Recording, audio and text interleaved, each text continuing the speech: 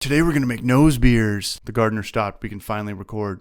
I hear it rattling now. I hear that thing rattling now. Today we're going to call you from a Mexican radio. Today we're going to find out if there's life on Mars. Today we're going to find out if there's life on Mars. Today we're going to find out if there's life on probably about here. Today we're going to debate which was better, Die Hard or Lethal Weapon. You fucking know Lethal Weapon sucked, man. Die Hard was way better. Today we're going to sell weed to high school kids. Today we're going to actually be able to see chill vibes. Today we're going to write a recipe in BeerSmith. Last video we talked about roasting grains. A bunch of people asked. 3 people asked. What software we were using. This is a video I could do from home by myself without further spreading the apocalypse. The thing about this software is that everybody should have it, whether you're new to brewing or you've been in the game for years. Commercial breweries use this app, software, program. I don't know what the kids are saying these days. I think I have it on all 3 of my computers. I have zero idea why I even have 3 computers. Why get a job when you can just keep applying for credit cards? This is the lowest budget Homebrew for Life video ever. You see my green screen back there? Is it working? Are the Egyptian pyramids showing up in the background? Just my smelly ass room. Got this little baby camera up here. It's like $50, I think. A little bit about this BeerSmith. It is cross-platform. I think I have it on Windows and my Mac. They have it in a few different languages, but most importantly, it's like $30, I believe, maybe, or $15 a year. This software could easily have been like $100 and been just as popular. They also have a free 3-week trial if you don't want to get that credit card involved. All around A+ software though. Easy to use and learn almost instantly. I don't think it's ever crashed. Friendly user interface. And what I'm saying right now is this is 100% organic. I wish it wasn't. They paid me a bunch of money to say these things, but that's not the case. So before we begin to write something down, you probably have a recipe or an idea kind of floating around your head. Some ideas brewing. Maybe you subscribe to a beer magazine. Maybe you just caught something online. Maybe you just buy whatever is accessible for your local homebrew shop. I was just gonna put a little makeshift little recipe together just to talk about how this software works. But there was a recipe that caught my eye. This is a very good magazine too. There's a lot of shitty beer magazines out of there. But, you know, the local stuff that's just all ads and, you know, just kind of like a giant billboard. But this is a really good magazine. It's got like, you know, it's got ads in it, but it's got great articles and I think the magazine's actually getting better too. It's got recipes in here. You can kind of take them. You can kind of use it as a template. Some get too crazy. Sour IPAs with lactose. You know, on paper it sounds, oh my God, this is the new beer. I'm going to make it and sell it and be rich and famous. But if you just think about it in your head, it's kind of gross, right? Like sour, bitter IPA, milkshakey, you know? First World Brewing. Don't get too crazy on me. Doesn't sound cool no more, does it? No. Is it? No, not right No, now. it's not fun anymore. Not even a little bit. Green Teas IPA. I've never brewed with tea at dry hop. So we're going to take this recipe from my favorite beer magazine and we're going to plug it into BeerSmith. And that's what we're doing today. And if you go anywhere, I will fucking end you. This software all kind of dialed in where I can record 2 at one time. Okay, so this is from the top, and let's just click up here on the top left, add recipe. And like anything, it could look intimidating at first, any new software, but it's honest to God like the easiest thing in the world. I don't even mess around with half this stuff up here. Bitterness, I just do everything over here. But let's take a little gander at it. So here's kind of like the name, the brewer, we're doing all grain extract, yada, yada, yada. Here's a glass over here that will auto-populate with when you start adding grains and stuff. It's going to change and show you, you know, your SRMs and how light or dark your beer is going to estimate. And it's, you know, it's as accurate as it probably could be. Same with this stuff down here. Style guide comparison. And you've got your estimated gravity, you've got your IBUs, you've got your your color, and you've got your estimated final gravity, your alcohol by volume. So here's what we're going to do. We're going to take this recipe I got right here. We're going to call it Green Teas IPA, and we're going to steal it, and we're going to call it MGBS IPA. West Coast. And obviously you know what that stands for. Manu Ginobili's bald spot. West Coast EPA. And I'm just going straight, following straight along. Type all grain, yes. Batch size 6. I think this is like a 7. What does it say? 7.8, 7.2. I got bad eyes. Boil time. That's gonna be Read the brewer's notes. Mash at 152. Vorloff until the runnings are clear. Flies sparge 170. Boil for 75 minutes. We want this thing bitter. The longer we boil our hops, the more bitter this beer will be. It's not going to change anything down here yet because we haven't added any hops. The date doesn't matter. Brew house efficiency 72, 75. It's fine for me. Brewer, CH, and you. We're going to collab on this. And you. All grain, cool. Okay, so from the top, let's look at our grain bill. So we're going to go over here on the right-hand side. And they've got everything kind of auto-populated in here, like as good as they can, with like price, SRMs. I think it's accurate for the most part, except for the price. That can all kind of depend. I buy 55-pound bags of 2-row. I don't really even know how much it costs at a brew store, but I know if you buy it on Amazon, it's way more expensive. Some things in homebrewing are cheaper online.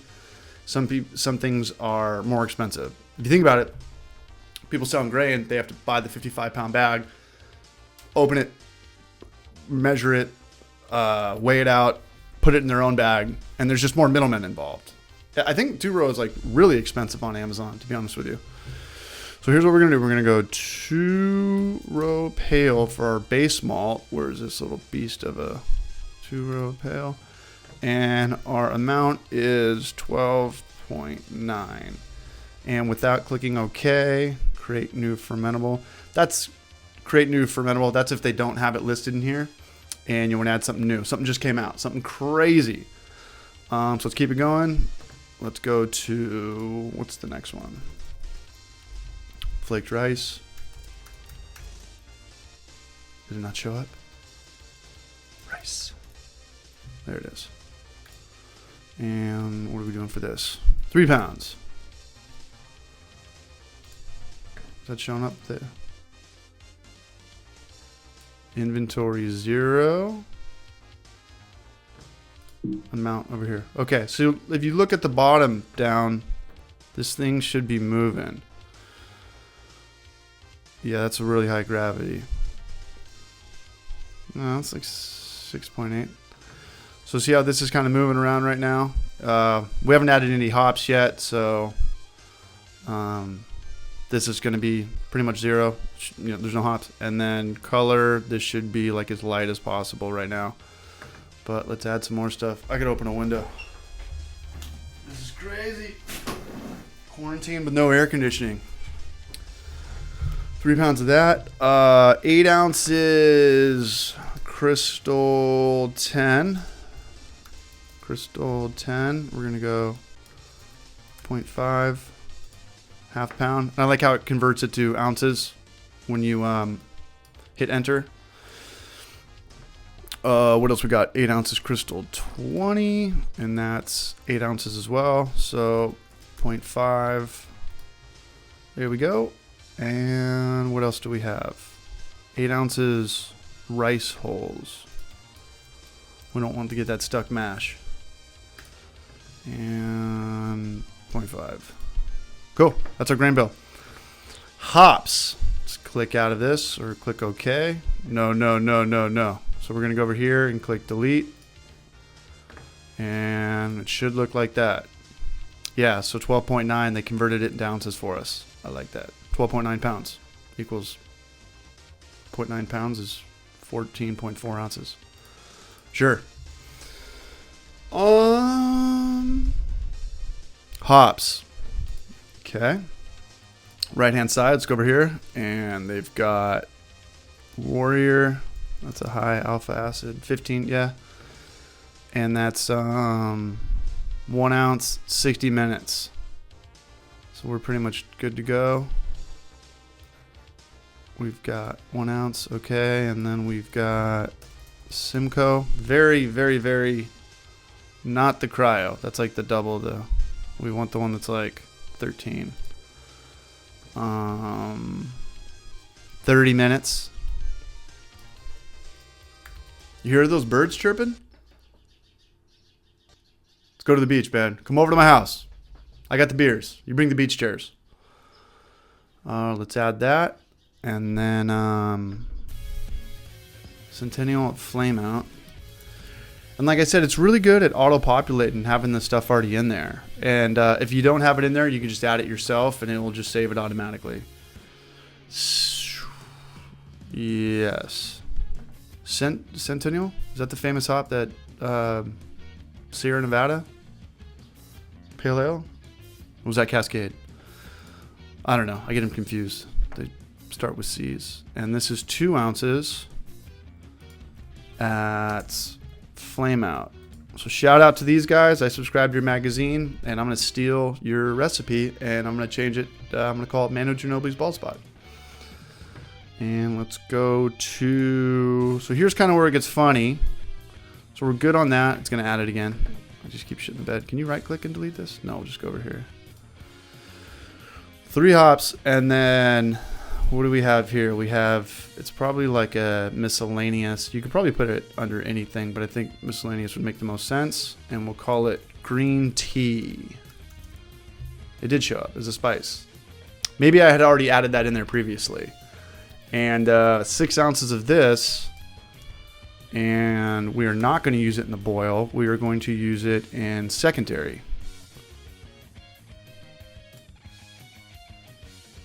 Yeah. Looks good to me. And then, what are we missing? Yeast. White Labs WLP709 Sake number 9. I know nothing about this yeast, but I imagine we're using it because we're using the 3 pounds of flaked rice. We should brew this beer. I mean, I was going to brew this beer, but I didn't know if I should make like a video of this. But this looks like a pretty cool recipe. I think it would be in the system. Add yeast. We'll go WLP 709. Yeah, there it is. Cool. Yeah. All right, let's add this beast. So there it kind of is, and then you could obviously, you've got like your starter. I don't think you need to do a starter for. I only do a starter if there's like, 10% beer, or if the yeast is getting ready, or if the yeast is expired. And your call. Live your life. Do it or don't do it. You could add your notes in here, so we can kind of look down here. This is kind of our blueprint, how we're going to coach this beer. 7.4 ABV. That's pretty high for me nowadays. I'm kind of more of a quantity guy, a lawnmower beers, as I like to call them. Bitterness, 60, spot on West Coast IPA. Color, looks over here on the right, looks like a really good beer. And what do we got down here? Carbonation, no. I don't really mess with this stuff down here. Corn sugar, we're going to keg it. Keg, force carb, yeah. And then you click OK and it saves it, and you click print and it prints it out, and that's it. That was a boring ass video we just made, but we learned something. We learned how to use BeerSmith 3, BeerSmith 3, and then you click OK, and then all your stuff shows up.